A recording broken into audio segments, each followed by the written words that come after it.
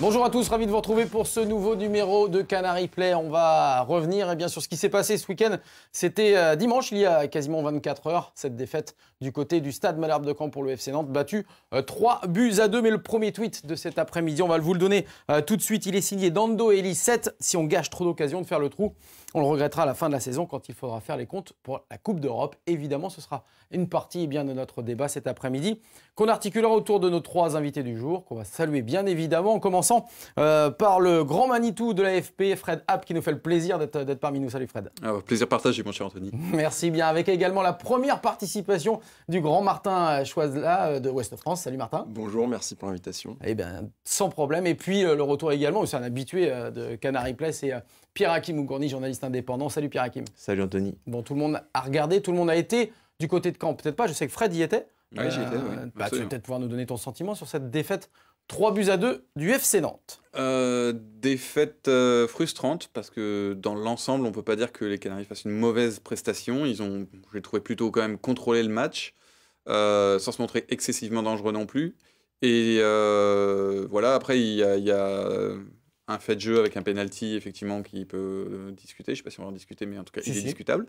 Et deux grosses erreurs de marquage qui coûtent cher. Mais Nantes, à partir du moment où ils prennent 3 buts, ça devient compliqué pour gagner un match. Et je pense que Ranieri n'a pas dû apprécier du tout. Oui, Pierre-Hakim, c'est le yo-yo en ce moment du côté du FC Nantes. Ouais, c'est le yo-yo. Et encore, il y a eu une victoire maîtrisée face à Guingamp, mais là, Nantes tend plutôt vers le bas depuis le début de l'année 2018. C'est un peu inquiétant. Heureusement que les équipes derrière suivent le rythme de Nantes, mais ouais, c'est inquiétant pour une éventuelle qualification européenne. Effectivement, on va en reparler. Martin, on disait que le FC Nantes ne marquait pas beaucoup. C'est plutôt l'inverse qui se passe depuis début 2018. Mais pourtant, les résultats ne suivent pas forcément. Ouais, c'est vrai qu'on s'attendait à tous à faire un 3-2 contre Caen, une défense de Nantes qui est réputée solide, une attaque de Caen qui est plutôt muette, et au final on se retrouve avec un score de 3-2 que je pense que personne n'avait prédit. Non, je pense pas, non. Celui qui avait prédit ça, à mon avis, il a gagné beaucoup là. Il a gagné un bon petit pactole. Alors c'est vrai qu'on a fait un petit peu les stats. Caen, c'était la 3e pire attaque d'Europe en attendant le match de Malaga. Ce sera ce week-end puisqu'ils avaient un match de moins que les Français. Seuls Sassuolo et Benevento dans le championnat italien avaient marqué moins de buts en 23 matchs. C'est dire, et pourtant le FC Nantes en a pris 3. Donc on peut pas dire que ce soit très glorieux quand même. Non, c'est pas glorieux. Bon, après, encore une fois, il faut voir les buts et les circonstances dans lesquelles ils ont été marqués. Ce qui est frustrant, c'est que quand on n'a que 3 joueurs vraiment dangereux, Santini, Rodelin et Da Silva, puisque après il y a 2 buts marqués contre leur camp, mais donc a priori on se dit que c'est assez simple à contrôler. Mais bon, Caen avait bien préparé son coup. Ils l'ont dit d'ailleurs, ils ont travaillé les coups de pied arrêtés, ils ont tiré tous les corners au premier poteau pour éviter que Tatarusanu intervienne. Après, bon, encore une fois, quand on lâche le marquage comme ça a été fait sur un joueur de la qualité en jeu aérien de Da Silva, ça devient compliqué. Ça fait mal effectivement. Alors c'est Titi Liatio qui nous dit il n'y a rien sur le pénalty de Crivelli. C'est une rancœur de l'arbitre en solidarité avec Tony Chaperon. Bon, on va pas aller jusque-là. C'est vrai que ça fait léger. S'il n'y a pas forcément faute, il y a un contact, mais il n'y a pas forcément penalty derrière. C'est vrai que c'est difficile de siffler ce genre de faute. Après, peut-être que Dubois joue pas bien le coup aussi. Il doit jouer plus intelligemment sur ce genre d'action. Mais c'est vrai qu'on se demande, l'arbitre siffle là-dessus. C'est vrai qu'il y a beaucoup de choses après qui peuvent se siffler, mais c'est sévère. Après, Dubois, je pense, doit être plus intelligent sur le coup aussi, plus malin, parce qu'il se met en position de faire douter l'arbitre. Donc. Ouais, et puis alors, du coup, Léo Dubois, il en prend sévère. Depuis qu'il a dit officiellement et publiquement qu'il partait à Lyon. Mister Minou qui nous dit le flanc droit de notre défense, c'est plus fluide que le périph' nantais à 3h du mat. Bon, peut-être pas non plus exagéré, même si Dubois n'a pas été énorme non plus. Hein. Ouais, il n'a pas été exceptionnel, mais après, c'est vrai qu'il va être plus sévèrement jugé il va être ciblé, que ses coéquipiers jusqu'à la fin de saison, puisque son départ a été officiellement annoncé. Donc il va être scruté par les supporters. Chacune de ces erreurs va être amplifiée. Mais oui, Dubois n'a pas été très bon. Après, il ne faut pas oublier non plus ses bons matchs. Il y en a eu quelques-uns cette saison, mais ouais, je pense que il va vivre une saison difficile en tout cas, Dubois. Il va falloir qu'il soit solide. Et on peut le voir en image, effectivement, Léo Dubois. Alors, comme vous êtes aussi très sévère sur les réseaux sociaux, il y a notamment Mick Totti qui nous dit « Le père Dubois serait gentil de donner le brassard à quelqu'un qui se sent concerné par l'avenir du club. Merci ». Ce genre, évidemment, de phrases et d'expressions, on va le retrouver très, très, très longuement, je pense. Oui, oui, de toute façon, ça a été évoqué en conférence de presse. Claudio Ranieri a aussi dit que c'était aussi sa décision de laisser le brassard à Dubois, qui a eu une discussion avec lui, qu'il est persuadé qu'il est encore motivé. Je pense pas qu'on puisse lui faire le reproche sur ce match d'avoir manqué de motivation ou de ne pas avoir été concerné. Il y a certes eu quelques maladresses. On sait aussi qu'avant qu'il annonce son départ à Lyon, on le sentait déjà un peu dans le dur physiquement. Donc voilà, je pense que... Enfin, sincèrement, ça va aider personne, ce genre de tweet et ce genre de réaction. Donc il y a un moment, si on veut soutenir le club, il faut aussi soutenir Dubois et pas lui enfoncer la tête à la moindre erreur. Surtout que honnêtement, sur les 3 buts, sachant que le pénalty va quand même plus à l'arbitre qu'à lui, il n'a pas grand-chose à se reprocher. Donc c'est pas Dubois qui a fait perdre le match, c'est pas vrai. Effectivement, Dubois, toujours capitaine jusqu'à la fin de saison, Pierre-Hakim. Ouais, il nous l'a annoncé vendredi en conférence de presse. Comme tu l'as dit, il en a parlé avec Ranieri. Après, je pense que ça va faire débat. Il y en a certains qui auraient... Toi, t'es pour? Bon, j'en avais parlé la dernière fois que j'étais venu ici. J'avais dit que c'était plutôt un choix par défaut en fait, de le maintenir capitaine. Parce que je ne sais pas si introniser Rongier capitaine en cours de saison soit forcément une bonne chose. Si Rongier est toujours nantais l'année prochaine, il y a de grandes chances qu'il le soit capitaine. Mais pour l'instant, autant continuer. Après, vraiment, si les performances de Dubois deviennent vraiment problématiques, peut-être que Ranieri réfléchira au maintien du brassard, voire même au maintien de Dubois dans l'équipe. Mais c'est pas après un mauvais match de Dubois qu'on peut remettre ça en question. Alors un homme s'est illustré du côté du FC Nantes, on l'a vu avec un doublé, c'est Yacine Bamou. D'ailleurs, c'est un des supporters du Stade Malherbe de Caen qui dit, GG Maxou, qui nous dit « Bamou contre nous, tu crois que c'est Ronaldo ?» C'est vrai qu'il a marqué 15 buts en Ligue 1. Yacine Bamou, il en a marqué 5, si je ne dis pas de bêtises, contre le Stade Malherbe de Caen. Bamou, on peut le voir en image, effectivement. Alors on va peut-être pas trop le reconnaître parce qu'il va avoir la tête à l'envers. Mais c'est généralement ça, voilà. Ce qui fait Yacine Bamou aussi, ne doit pas faire spécialement plaisir aux dirigeants et à l'entraîneur, ce genre de choses, parce que lui qui est sorti sur un problème d'étirement fessier, pas sûr que le salto soit bon. Yacine Bamou, c'est aussi à l'image du FC Nantes un peu le yo-yo, un peu irrégulier. On le retrouve là bizarrement au mois de janvier, février. Après, oui, il a une saison tronquée par une blessure. Là, il commence à revenir. Il revient pas mal dans un rôle souvent sur un côté que lui donne Ranieri, qui semble s'y adapte petit à petit. Je pense que ça sera jamais un grand attaquant qui marquera 15 buts par saison, mais pour l'instant, là, sur ce mois de janvier, et pour la suite, je pense que ça peut être un élément important de Ranieri. Il n'y a pas beaucoup de joueurs de couloir dans le FC Nantes qui se sont imposés depuis le début de saison. Lui, pour l'instant, il arrive. Il monte en puissance petit à petit. Ça peut être intéressant pour eux. En espérant que sa blessure le réduise pas trop au banc de touche, voire à l'infirmerie, parce que c'est vrai que là, il a dû sortir en cours de route. Bamou, encore un doublé, ce qu'on disait contre Caen. Fred Bamou, c'est quasi miraculeux ce qu'il arrive à faire, parce qu'on sait d'où il vient, de la CFA2. Hein. Oui. Bah, et pas du FC Nantes. Oui, c'est vrai que c'est une belle histoire, Yacine Bamou, et c'est vrai qu'il peut servir d'exemple à d'autres comme Santienne Gomme qui arrivent derrière. C'est l'une des particularités du FC Nantes ces dernières années d'avoir réussi à trouver des joueurs à très bas niveau et en faire des joueurs au moins corrects de Ligue 1. Donc effectivement, c'est pas une grande star. Maintenant, il a de bonnes chances parce que le Maroc a aussi des difficultés sur le plan offensif de finir en Russie et de jouer la Coupe du Monde. Et je suis pas sûr qu'il y aura beaucoup de Nantais à la Coupe du Monde à part lui. Donc Dosier, un Oisième, peut-être. Peut-être. Qui sera peut-être plus Nantais au moment de la Coupe du Monde, mais bon. Oui, ça on verra. Mais en tout cas, oui, c'est une belle histoire. C'est un joueur sympathique. C'est un joueur qui en plus triche pas, qui vraiment, quand il est sur le terrain, il donne beaucoup. Parfois trop, sans doute, mais il ne sait pas forcément toujours bien se gérer.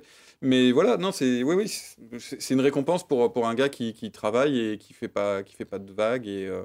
Et c'est le genre de joueur qu'on aime bien dans les clubs quand même. Effectivement, Nel sur Twitter qui nous dit Bamou qui claque un doublé, son corps n'a pas résisté. Alors effectivement, il est embêté, comme le disait Martin, par les blessures.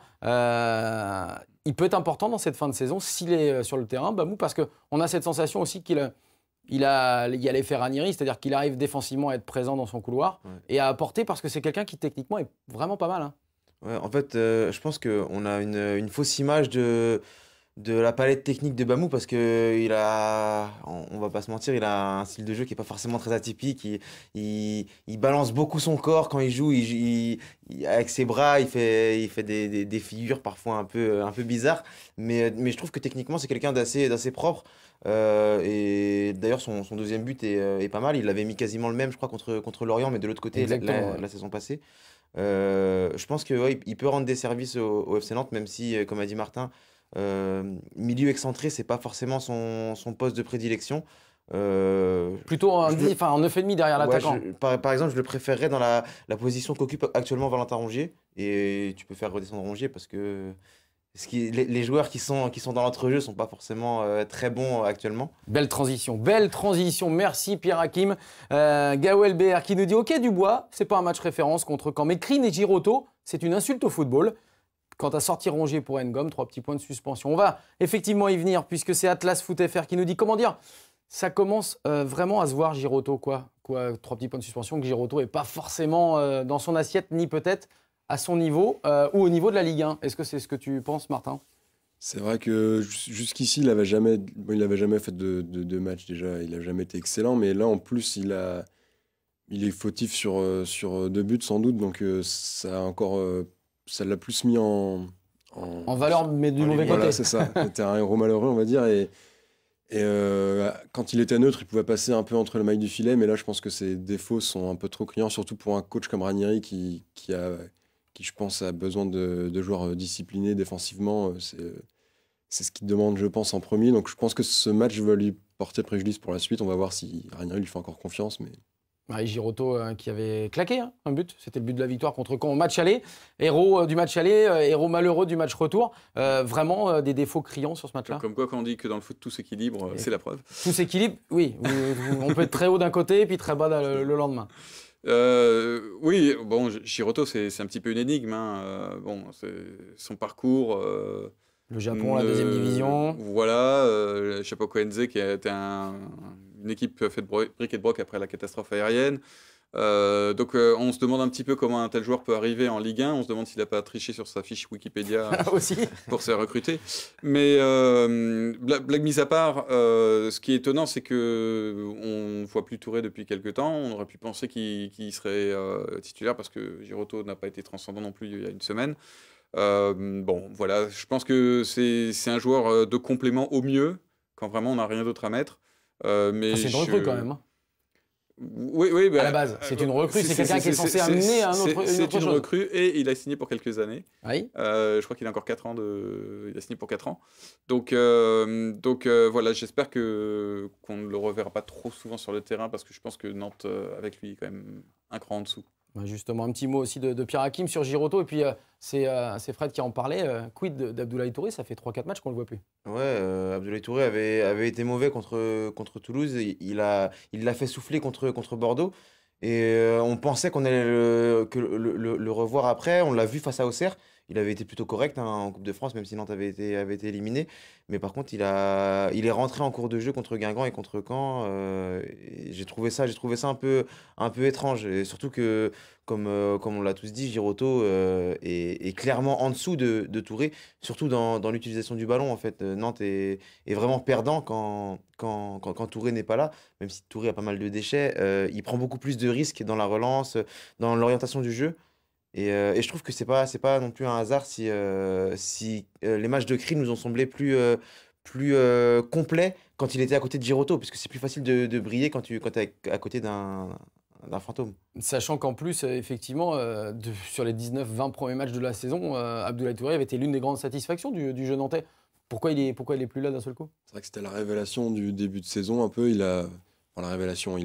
On l'attendait pas à ce niveau, en tout cas, il s'est imposé comme un patron de l'équipe. C'était le joueur le plus utilisé, je pense, par Ranieri, ou pas loin de la première partie de saison. Et là, je pense que c'était normal de le faire reposer un match, puisqu'on sentait qu'il était un peu fatigué à un moment. En manque de carburation. Mais c'était étonnant, par contre, de ne pas le relancer par la suite. Ouais. Je pense qu'il va vite revenir, peut-être déjà contre Lille et à un poste différent. Je ne sais pas si on va en reparler après, mais...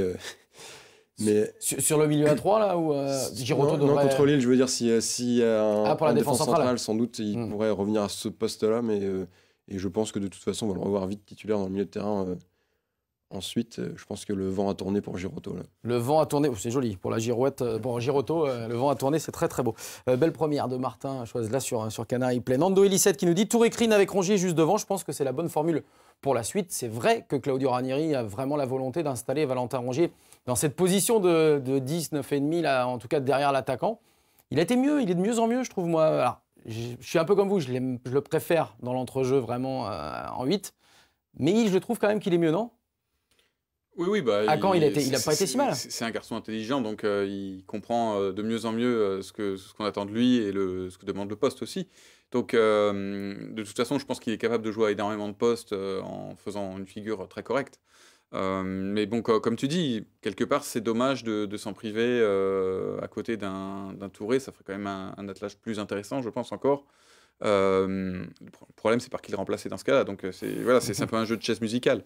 Donc, dans la configuration actuelle où si on mettait Bamou à sa place, on n'aurait personne à mettre sur l'aile. Donc, voilà, on n'aurait toujours pas réglé le problème. Oui, mais c'est un bricoleur, on l'a dit, c'est le bricoleur. Oui, mais voilà, pour l'instant, son bricolage, c'est ça. C'est décaler Bamou sur le côté, mettre Rongier derrière l'attaquant.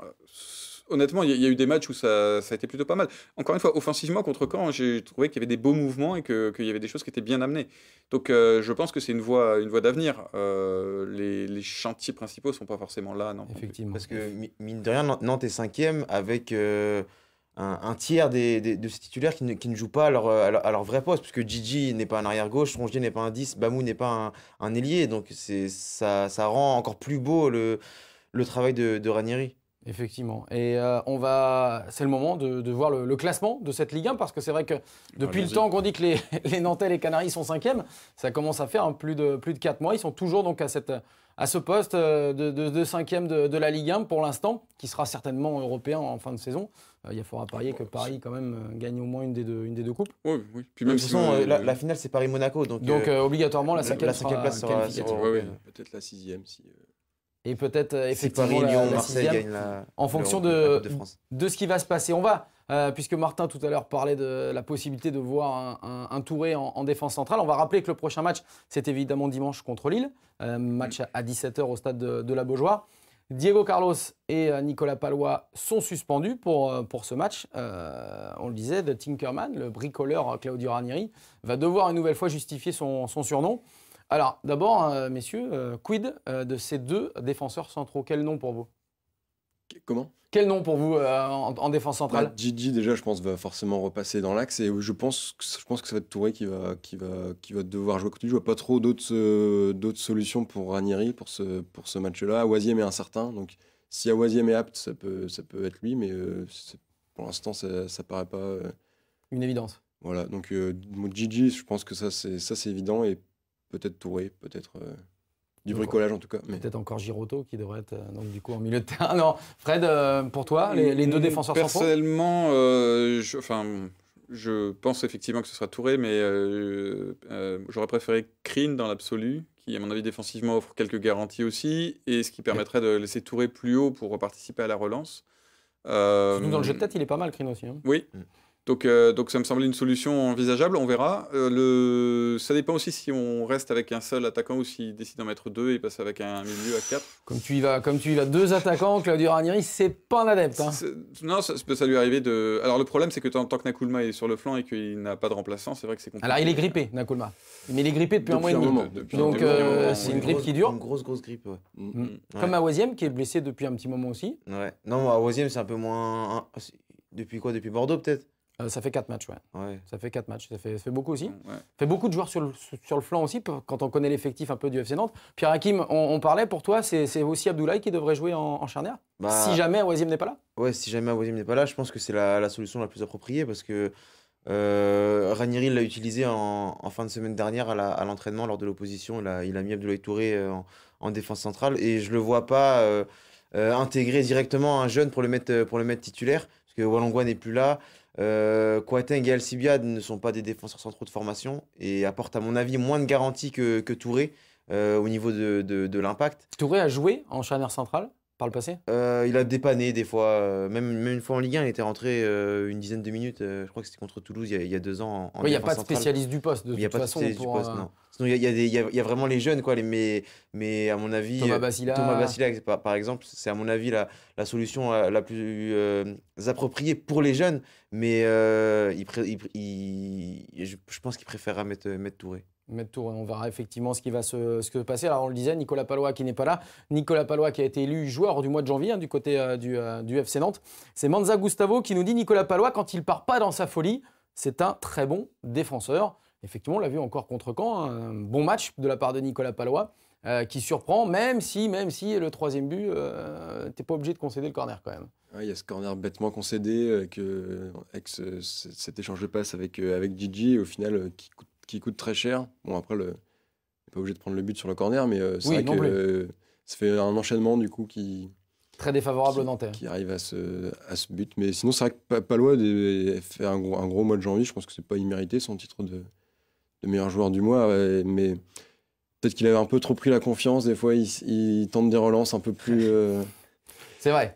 Alors que quand il se contente de faire ce qu'il sait faire, bien défendre, des relances simples, là il est efficace et c'est un bon défenseur de Ligue 1. Oui, parce que j'aurais préféré le voir faire une grosse chandelle là, Pour le coup, là, ça aurait été... sur le dégagement, ça n'aurait pas été plus mal.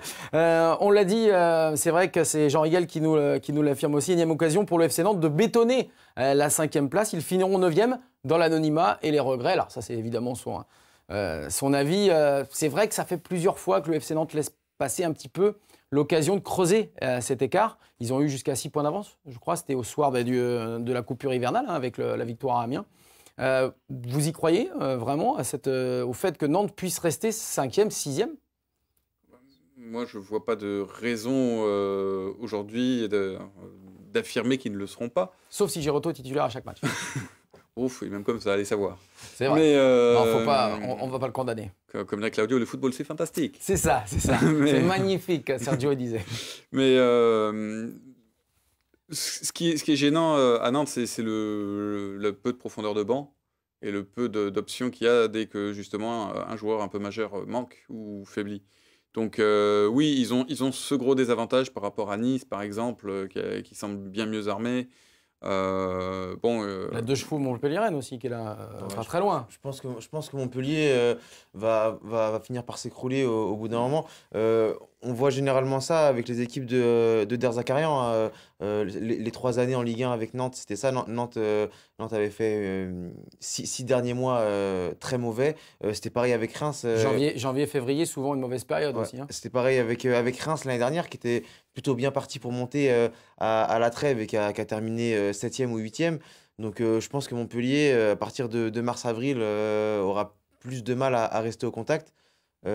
Pour revenir sur ce qu'a dit Fred, je pense que Nice aussi est le mieux armé, mais ils dépendent vraiment beaucoup trop de Balotelli. À chaque fois que Balotelli n'est pas là, Nice n'a pas gagné. Il faut espérer qu'il ne soit pas là contre Nantes, c'est dans 15 jours. Donc, ouais, mais bizarrement, je pense que l'équipe la plus dangereuse, c'est peut-être Bordeaux qui revient très bien. On les a vus gagner à Nantes sans être très bons. Ils viennent d'enchaîner 3 victoires, dont un très beau succès contre Lyon. Donc je pense que Bordeaux, même s'ils sont encore à 5 points de Nantes, si Nantes continue à avancer aussi lentement, ils vont commencer à avoir Bordeaux dans leur rétro. Allez, on regarde ce chiffre justement qu'on a mis en palette pour vous montrer la plus mauvaise période nantaise depuis le début de la saison, tout simplement. C'est en ce moment. 4 points sur 15 possibles lors des 5 derniers matchs de championnat. Alors on ne va pas parler de crise, puisque les Nantais, vu l'effectif qu'ils ont, être 5e depuis 4 mois passés, plutôt un beau challenge. Mais bon, c'est vrai qu'ils sont un petit peu dans le dur et il va falloir voir un petit peu comment ça va se passer du côté du FC Nantes. On va regarder les matchs à venir du côté des Canaries pour les prochaines semaines. On l'a dit, la réception de Lille dimanche 17h au stade de la Beaujoire. Et puis le déplacement à Nice dans une dizaine de jours. Dans le sud, évidemment, match à 15h. La réception d'Amiens et puis les 2 matchs qui ne sont encore pas calés. Le déplacement à Marseille qui sera très, très compliqué. Et puis la réception de Troyes, bon, on dit toujours, il y a des points à prendre. Effectivement, qu'il y a des points à prendre, notamment contre des équipes pas super bien classées. Hein. À domicile, il faut faire le plein. C'est 9 points. La condition. Voilà. Ouais. Si les Nantais veulent être européens, il leur faut faire le plein à domicile sur ces 5 prochains matchs. Un petit mot, messieurs, puisque vous le savez, nos confrères de l'équipe ont sorti ce matin un spécial salaire. de la Ligue 1. Alors, parfois, ils ont pu se vautrer un petit peu. On l'a vu sur les réseaux sociaux. Il y a eu des petites coquilles chez nos amis du FC Metz. Ils se sont plantés un peu de logo, mais bon, ça a été rectifié. Du côté du FC Nantes, on parlait de salaire. On savait, Sigthorsson, 150 000. Nakoulma, 120 000, c'est pas si mal que ça. Et puis, il y a eu des chiffres, alors, d'abord, qui peuvent paraître bizarres. On va en parler rapidement. Mais surtout, est-ce qu'on a besoin de connaître tous ces salaires, tous ces chiffres? Moi, c'est. Enfin, non, moi, je suis très, très opposé à ce genre d'articles et de. Ça Voilà. apporte quoi? Exactement. Ça apporte quoi? Premièrement, j'aimerais savoir exactement sur quoi ils se basent. Parce que je sache, ils n'ont pas les feuilles de paye des joueurs.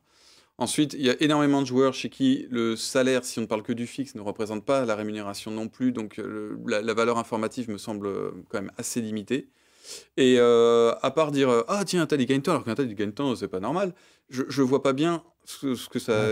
Ouais, moi je le vois pas. Voilà, c'est où on fait des études plus sérieuses sur les niveaux de rémunération moyens, des choses comme ça. On compare internationalement. Les salariés cap dans certains clubs. Voilà, ça je veux bien. Mais aller faire un numéro comme ça où club par club on donne les 10 premiers, les 10 plus gros salaires. Et encore une fois, il y a des choses qui paraissent tellement étonnantes que j'aimerais vraiment voir leurs sources et sur quoi ils se basent pour affirmer ça. Alors, on va en reparler, Pierre-Hakim. Juste Audentas Lima qui nous dit sur Twitter, le meilleur buteur nantais à 45K, donc 45 000 euros en l'occurrence, Emiliano Sala. Le meilleur passeur à 10-15K, en l'occurrence, il parle de Dubois. Les clopés du genou à 150K, les clopés du genou, évidemment, c'est Sigthorsson.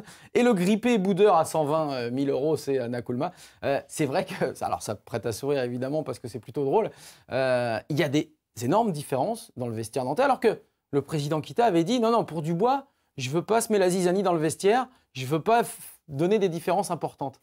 On sait qu'elles y sont. Ce qui est intéressant, c'est que si ces chiffres sont avérés, on voit bien qu'il y a une double politique salariale au FC Nantes. Il y a les joueurs du cru qui sont des smicards et les joueurs qui viennent de l'extérieur qu'on paye très très largement. Il y a des choses... Crine 80 000 euros apparemment. Oui, enfin pourquoi pas, ou peut-être pas. Mais comme disait Pierre avant l'émission, Pierre-Hakim avant l'émission, ce qui est étonnant, il y a des joueurs qui ont prolongé récemment qu'on ne voit pas dans ce classement. Moi, je pensais par exemple à Lima. J'ai du mal à croire qu'il ne soit pas dans les 10 meilleurs salaires de l'équipe, alors qu'il est titulaire tout le temps, qu'il vient de l'étranger. Enfin, je ne vois pas pourquoi Diego Carlos il serait si haut et Lima pas dans les 10. Donc c'est pour ça, moi, honnêtement... Et Emiliano Sala, Martin, 45 000 euros. Honnêtement. C'est un bon rapport qualité-prix. Ouais, c'est pas si mal quand même. 8 buts, 3 passes décisives pour 45 000 euros. Quand on voit Jules Iloki qui est à 40 000 euros. Je pense que pour ça, là, ça a relativisé parce que il va signer sa prolongation bientôt et à mon avis, on va le retrouver peut-être même plus que Rongier. Mais c'est pas étonnant déjà qu'il ne soit pas au niveau de Rongier. C'est quasiment du simple au double.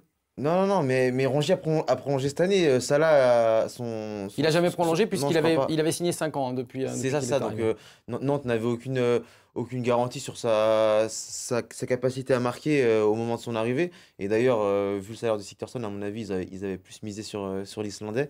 Mais à mon avis, ouais, quand Salah va prolonger, il va être très largement augmenté. Mais je trouve que c'est un peu malsain de sortir tous les salaires et ça déplace un peu le débat parce que au final, on parlera plus vraiment de sportif quand on jugera un joueur. On dira, bah, tu verras, tu vois, lui, il est nul alors qu'il touche 120 000, alors qu'un tel, il touche 50 000 et il est aussi bon. Et ça peut vraiment se mettre la zizanie. D'ailleurs, c'est ce que nous dit 85 Boubou. Les salaires des joueurs vont faire plus de polémiques qu'autre chose. Évidemment dans le vestiaire nantais. Et puis Bastien Mathieu nous dit on comprend mieux l'amertume de Léo Dubois. Le mec est capitaine, n'est même pas dans le top 10 des salaires. Alors c'est vrai que si c'est avéré qu'il était à 13 000 euros, bon, ça fait un peu une grosse différence quand même. Oui, mais c'est un peu pareil. S'il avait signé un premier contrat, il n'a pas voulu prolonger. S'il avait prolongé, évidemment, il aurait été augmenté très largement. À quelle place lui il se voyait dans ce top 10, c'est là la question. Mais encore une fois, quand on voit les salaires de certains joueurs qui sont pas énormes, moi je trouve pas que Rongier soit très très bien payé pour la qualité du joueur. Voilà, donc je peux tout à fait imaginer que l'offre qui a été faite à Léo Dubois soit effectivement à la limite de l'insultant, quoi. Oui, alors à l'inverse, c'est un cas comme Sigthorsson, visiblement, Martin, c'est plus le FC Nantes qui le rémunère, c'est la sécurité sociale et l'assurance privée. Maintenant, il est revenu. Oui, C'est mais alors, toi et moi qui le rémunérons. c'est nous. Il joue c'est pour nous. C'est exactement. On le paye bien. Il vient, Donc, il vient chez nous tous les mois, on lui donne son Voilà, chèque. c'est ça, ce qui est pas mal hein, quand même. Pour, Ouais. Ouais, mais moi en plus, ils tournent la pelouse chez moi. Vous le savez pas. Ouais, bah non, bah, Ouais. ça, mais l'Islande, c'est ça, hein, c'est un pays vert, donc effectivement. Allez, on va finir avec ce dernier tweet de Pierre-Hakim Ougourny, qui était présent sur ce plateau. Il nous parle évidemment des jeunes du FC Nantes. Il tweet pendant l'émission. Mais quasiment. Bravo. Lyon, Montpellier, Paris, Monaco, Lens éliminés à ce rythme-là. Le FC Nantes va bientôt devenir le favori en Coupe Gambardella, puisque on le sait, c'est les moins de Donc 19. autant dire, il vient de plomber leur saison, ils ne gagneront jamais puisqu'il a dit qu'ils sont favoris. Ça, voilà. y est, c'est Donc, sa malédiction. merci Pierre-Hakim. Voilà. Le FC Nantes te remercie. Un petit mot rapide sur les moins de 19, justement, qui ont gagné 3-1 à Ouais, Mérignac. ils ont gagné 3-1 à Mérignac. J'ai pas vu le match. Hein, Il y a le résumé sur le site. Je vais quand même pas me déplacer jusqu'à Parce que- là-bas. Non. Mais par contre, pour ceux qui veulent aller voir un bon match, à mon avis, ce sera dimanche à 15h à la Jonelière. Ils affrontent le premier, Angers, en U19 Nations. S'ils gagnent, ils passent premier. C'est juste avant Lille, donc si vous voulez pas avoir les bouchons à la Beaujoire, Voilà, un petit vous coup à la Jonelière. regardez 1 heure et après vous allez à la Beaujoire. Bon, voilà, les recommandations de Pierre-Hakim Ougourny. Il fait même On bison va... futé, c'est incroyable. Bon, il fait tout sur ce plateau, il est énorme. Alors, on va Une vous souhaiter petite une très belle semaine. On va se retrouver mardi prochain pour un nouveau numéro de Canary Play. On remercie à toutes les équipes techniques en régie. On remercie évidemment Martin Choiselat de Ouest France d'être venu dans cette émission. Tu vois, on n'a pas parlé ni de Rennes ni de Guingamp. Donc, Très bien, très bien. c'était pas mal. Merci également à Fred Ab de l'AFP. À très bientôt, Fred, sur Oui, ce plateau. Et puis volontiers. Pierre-Hakim, on se retrouve d'ici une quinzaine de jours, 3 semaines. Quand t'es dispo. Quand t'as besoin de moi, tu m'appelles. Exactement, c'est ce qu'on fera. Et puis tous à la Beaujoire, dimanche 17h, Nantes contre Lille. Bye bye, d'ici là, passez une très bonne semaine. Salut.